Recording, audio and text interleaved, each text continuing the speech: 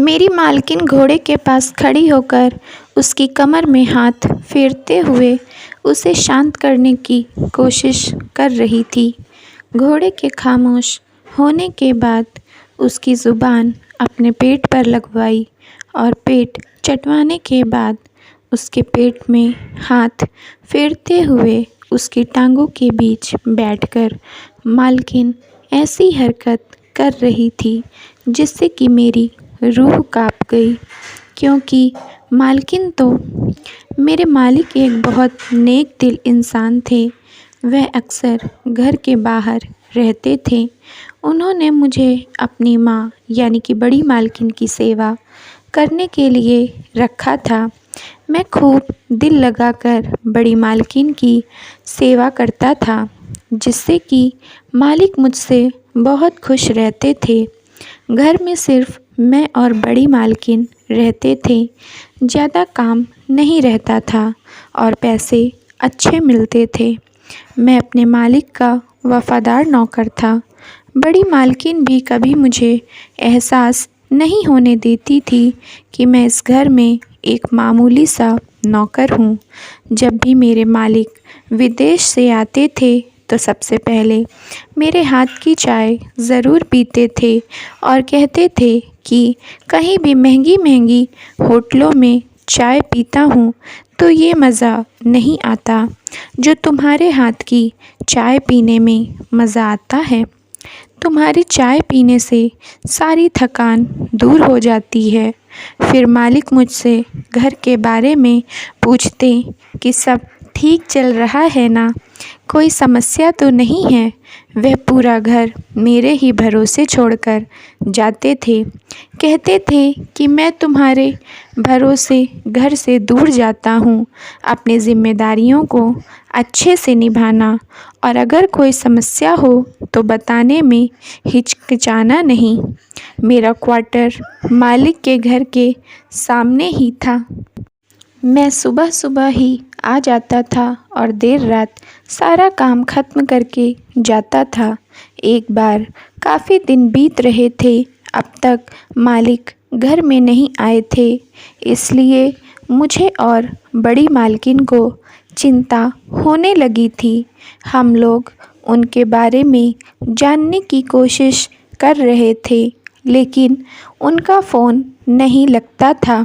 इस बार जब मेरे मालिक घर आए तो मैं और मेरी बड़ी मालकिन अचंभित रह गए, क्योंकि इस बार वह अकेले नहीं थे। उनके साथ एक बहुत ही खूबसूरत बांग्लादेशी लड़की थी।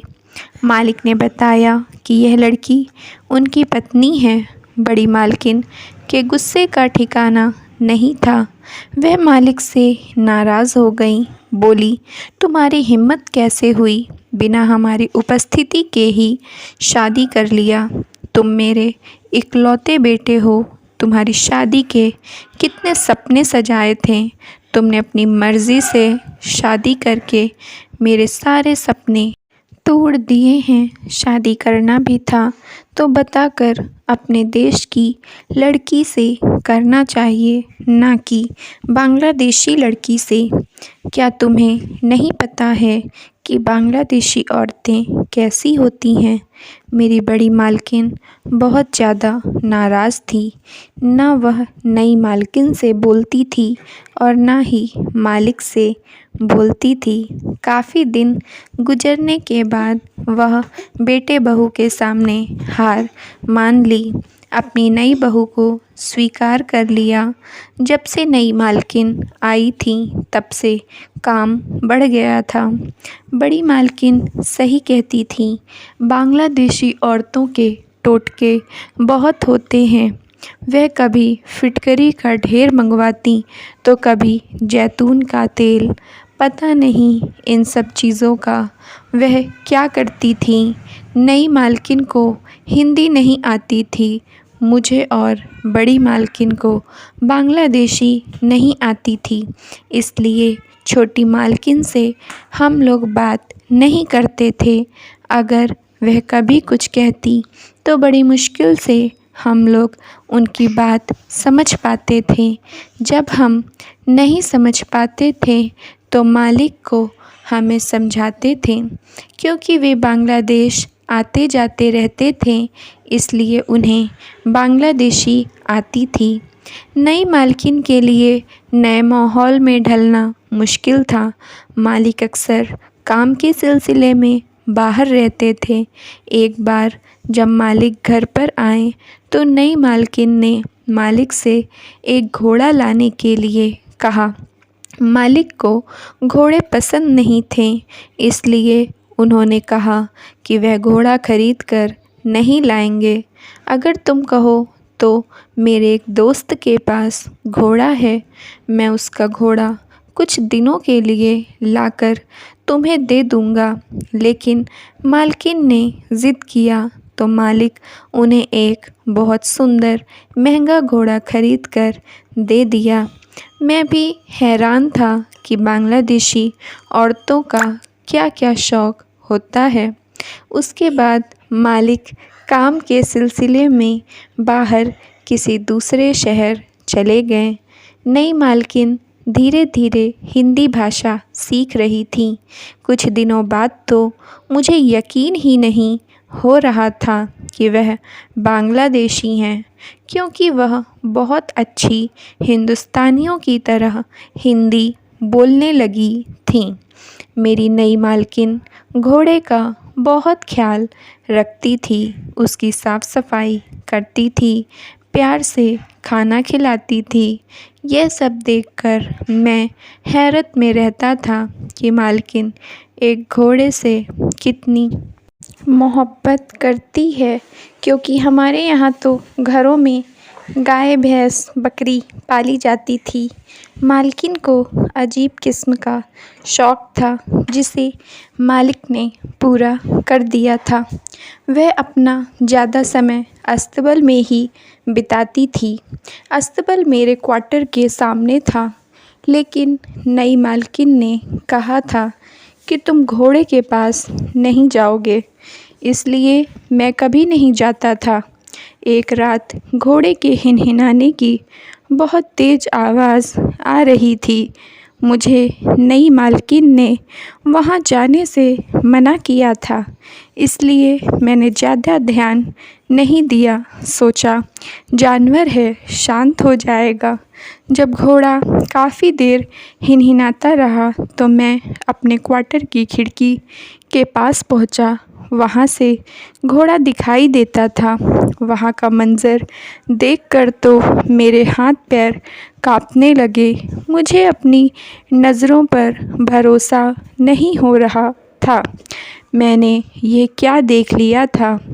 क्या यह सब संभव है क्या? बांग्लादेशी औरतें ऐसी होती हैं? मेरा दिमाग चकरा रहा था।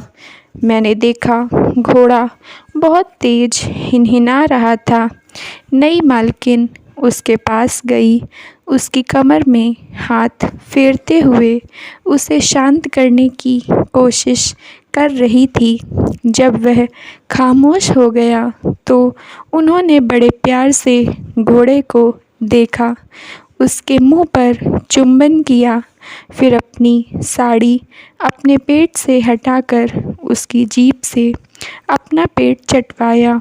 पेट चटवाने के बाद घोड़े के पेट में हाथ फेरते हुए वह घोड़े के पीछे चली गई। उसकी कमर को हाथ फेरते हुए उसकी टांगों के बीच में बैठ गई। मुझसे यह सब देखा नहीं जा रहा था। मैं कमरे में आ गया, लेकिन नई मालकिन की इस हरकत को देखने के बाद मेरे दिल में जो नई मालकिन के लिए इज़्ज़त थी वह ख़त्म हो गई थी। मेरी नज़रों में वह सिर्फ़ हवस की पुजारिन नज़र आ रही थी। मालिक बेचारे कितना प्यार करते थे। नई मालकिन से शादी करने के लिए उन्होंने अपनी माँ का दिल दुखाया था, क्योंकि अगर बड़ी मालकिन को पता चल जाता कि वह एक बांग्लादेशी लड़की से शादी करने वाले हैं तो कभी नहीं करने देती। मालिक जब भी घर के बाहर होते तो वह रात रात भर घोड़े के पास रहती थी। मुझे यह सब बिल्कुल अच्छा नहीं लगता था। दिल तो करता था कि बड़ी मालकिन से सब कुछ बोल दूं, लेकिन सोचता था कि बड़ी मालकिन नई मालकिन को चाहने लगी हैं। मैं कुछ कहूँगा तो वह फिर से नई मालकिन से नफ़रत करने लगेंगी। एक बार जब मालिक आए तो उन्होंने मेरे हाथ की चाय पिया। चाय पीने के बाद मुझसे घर के बारे में पूछ रहे थे। मैंने उनसे कहा, मालिक, एक बात है जो कि मैं बताना चाहता हूँ। मुझे लगता है कि आपको यह सब पता होना चाहिए। जब आप शहर के बाहर चले जाते हैं तो नई मालकिन अपनी रात घोड़े के साथ गुजारती हैं। उसके साथ क्या क्या करती हैं सब कुछ बता दिया और कहा कि मालकिन यह सब क्या करती हैं, क्यों करती हैं, मैं कुछ नहीं जानता और ना ही जानना चाहता हूँ, लेकिन ये सब आपको पता होना चाहिए कि आपके पीठ पीछे आपके घर में क्या होता है। मेरी बात को मालिक ने बड़ी शांति से सुना। फिर अपनी पत्नी से कहा कि मैं एक हफ्ते के लिए बाहर जा रहा हूँ, तुम अपना ख्याल रखना। नई मालकिन ने सिर्फ इतना ही कहा कि जल्दी आ जाना। यह कहकर मालिक घर से निकल गए और घूमकर मेरे क्वार्टर में आ गए। मैं समझ गया कि मालिक सब कुछ अपनी आँखों से देखना चाहते हैं। रोज़ की तरह आज भी घोड़ा हिनहिना रहा था। मेरे मालिक खिड़की के पास छिपकर खड़े थे। थोड़ी देर बाद नई मालकिन आई और घोड़े को शांत करने लगी। जैसे ही उन्होंने अपना पेट चटवाया, मेरे मालिक से रहा नहीं गया और वह उनके पास पहुंच गए। मालिक को देखकर नई मालकिन चौंक गई। मालिक ने जोश में आकर उन्हें एक थप्पड़ जड़ दिया और बोले, शर्म नहीं आती, मेरे पीठ पीछे तू यह सब करती है, इसलिए घोड़ा लाने की ज़िद की थी। नई मालकिन ने कहा, जैसा आप सोच रहे हैं ऐसा कुछ नहीं है। नई मालकिन ने जो सच हमें बताया उस पर तो हमारे कानों को भरोसा ही नहीं हो रहा था। वह बोली, माँ जी ने कहा था कि आप हमेशा अलग अलग शहरों में रहते हैं, आपकी बहुत सारी लड़कियों से रिश्ते हैं, आप उन रिश्तों में पड़कर मुझे छोड़ सकते हैं।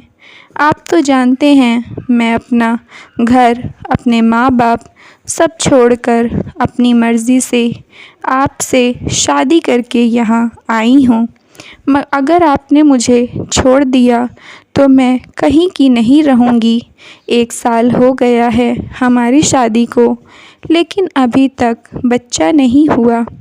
माँ जी ने कहा कि मैं जल्दी से जल्दी बच्चा पैदा कर लूँ, जिससे कि आप अपने बच्चे के मोह ममता की जंजीर में फंस जाएंगे और फिर मुझे कभी इस घर से नहीं जाना पड़ेगा।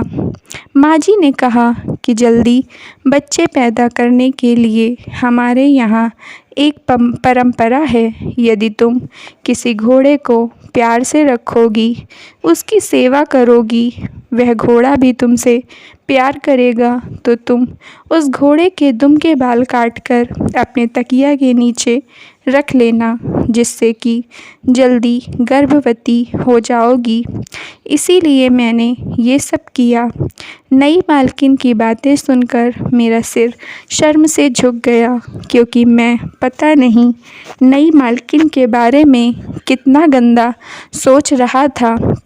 मालिक को इन सब अंधविश्वास की बातों से अपनी माँ के ऊपर गुस्सा आ गया।